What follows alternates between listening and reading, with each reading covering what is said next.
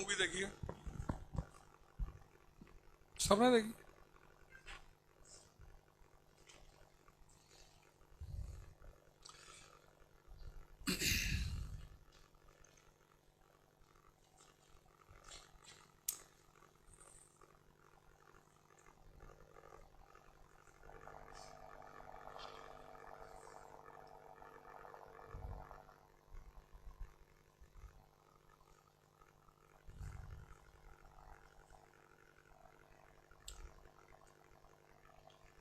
जिंदगी में जो है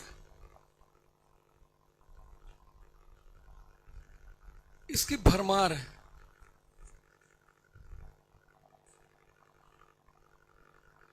चैलेंजेस। और जितना बड़ा तुम्हारा सपना, तुमने कहा साहब हमको तो चपरासी बनना है, तो चुनौती होगी सिर्फ 10%। बस होगी, पर 10%। बिटिया की शादी करनी है, गाड़ी लेनी, इससे ज्यादा नहीं होगी। थोड़ा सा तुम ऊपर बढ़े कि साहब अधिकारी बनना है, तो ये हो जाएगी 40%।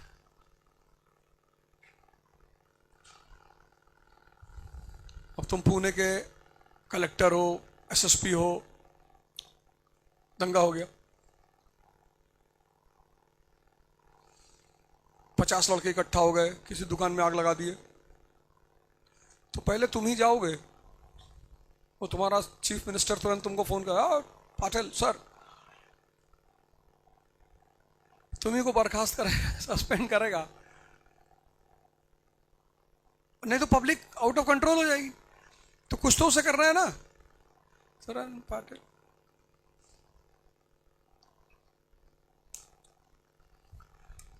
तुमने कहा नहीं साहब हम अफसरों को भी चलाना चाहते हैं, इनसे भी ऊपर होने चाहते हैं, तो चुनौती हो गई 60%।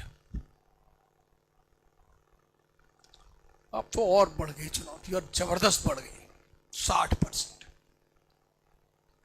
कहां झूठ बोलना है, कितना बोलना है, कब बोलना है, या सिर्फ झूठ ही बोलना है, ये नहीं बोल सकता। बोलता है छोटे मोटे झूठ बोलता है, झूठ ये भी बोलता है, पर ये छोटे मोटे झूठ बोलता है। ऐसा कोई आदमी नहीं दुनिया में जो झूठ ना बोलता हो, है ही नहीं।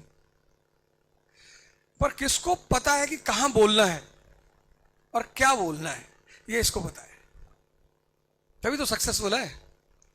और बड़े ईमानदारी से आके प्रवचन देता है कि झूठ बोलना धर्म के खिलाफ है, ये भी झूठ है।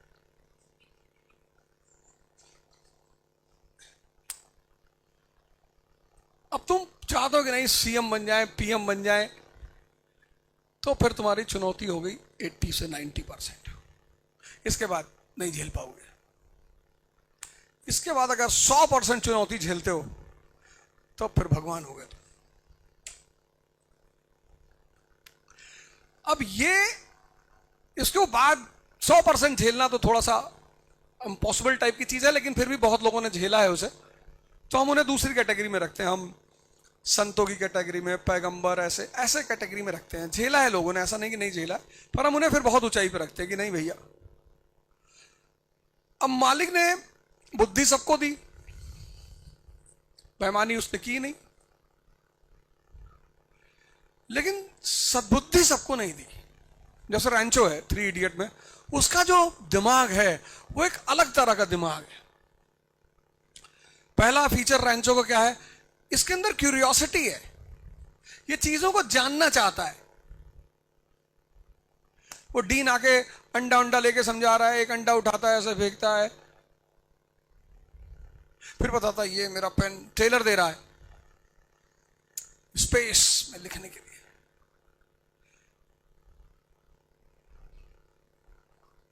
करोड़ों रुपए का पेन, तब वो हाथ उठाता है रैंचो, कहता सर स्पेस में पेंसिल क्यों नहीं यूज कर सकते? डीन ने कभी सोचा ही नहीं। कैसे टेंशन में देखो तुरंत। ये फीचर तुम्हारे अंदर होना चाहिए अगर तुम आईएएस बनना चाहते हो। तुम्हारा मरा हुआ दिमाग है, तुम कुछ जानना ही नहीं चाहते। आए क्लास में बैठे, पढ़े भी चले गए। तुम्हें खुद से कुछ नहीं जानना है, तुम्हारे अंदर से एक ललक नहीं कि मैं कुछ समझूं जानूं, ये कैसे होता है, ये कैसे होता है।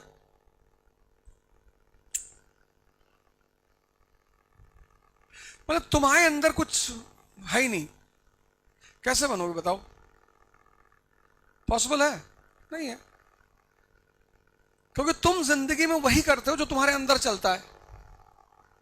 तुम्हारे जहन, जो जहन होता है, जहन, अगर तुम उठते हो और सोचते हो कि एक दिन दुनिया पे मेरा कब्जा होगा, मतलब ये नेचुरल थॉट है, तुम उसे लाते नहीं हो तो हो जाएगा। तुमको पता नहीं कि विचार में ताकत कितनी होती है, बहुत असीम ताकत। बस वो तुम्हारा अपना विचार होना चाहिए। एक विचार होता है ना जो अपने आप चलता रहता है, वो तुम लाते नहीं हो, वो चलता ही है। एक है जिन्हें तुम लाते हो। तो जिंदा दिमाग का जो सबसे पहला लक्षण है वो ये, क्यूरियोसिटी, उसको जानना है।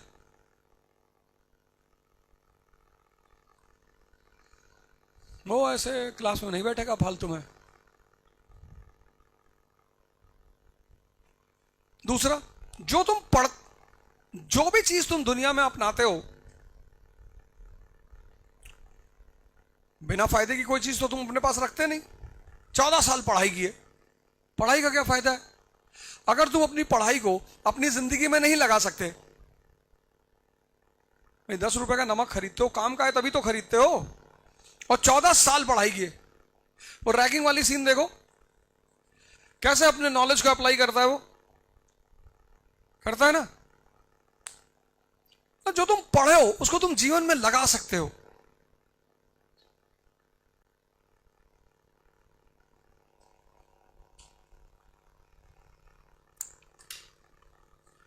जितना तुमने पढ़ा वो तुम जिंदगी में लगा सकते हो। कुछ भी पढ़ा तो पढ़ाई तुम्हारी कीमती हो जाएगी।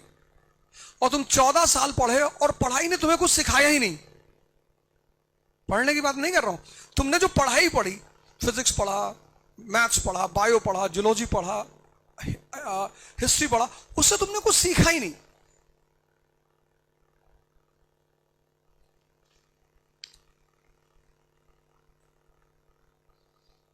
इसका मतलब वो तुम्हारे लिए बेकार हुए।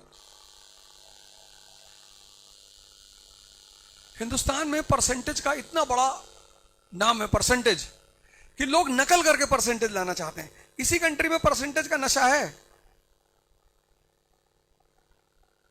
98%, बेसिक्स पता ही नहीं,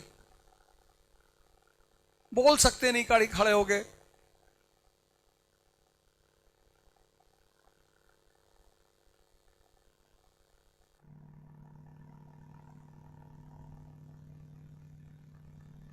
सिगरेट पी रहे, पूछो क्यों पी रहे हो, कह रहे कंसंट्रेशन बढ़ता है।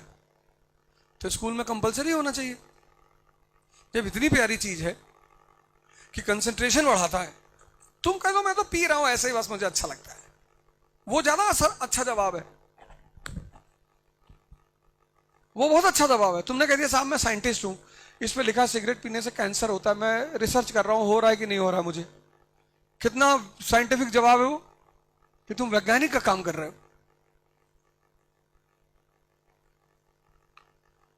या तुमने कह दिया मैं शौक है बस पी रहा हूं, खत्म हो गई बात। तुम कह रहे हो कंसंट्रेशन बढ़ रहा है। तो तुम्हारे हिसाब से तो जितने लोग, मजदूर है दिन भर बीड़ी पीता है, इसको तो नोबेल प्राइज विनर होना चाहिए।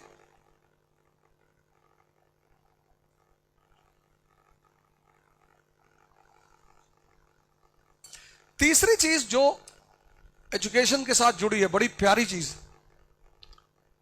बहुत प्यारी, मतलब तुमको पता है कि किस सिचुएशन में क्या करना है। सिचुएशन जो हैंडल करना होता है वो तुम्हें पता है।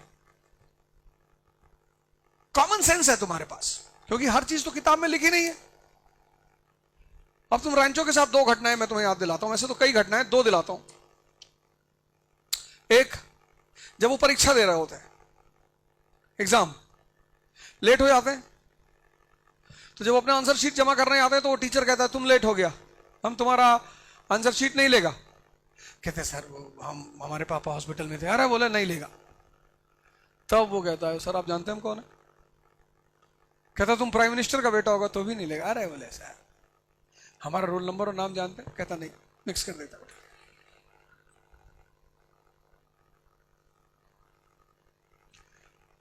फरहान और राजू होते तो रोते, हमारा कॉपी नहीं जमा किया पापा पर भी। रोना थोड़ी है जिंदगी में।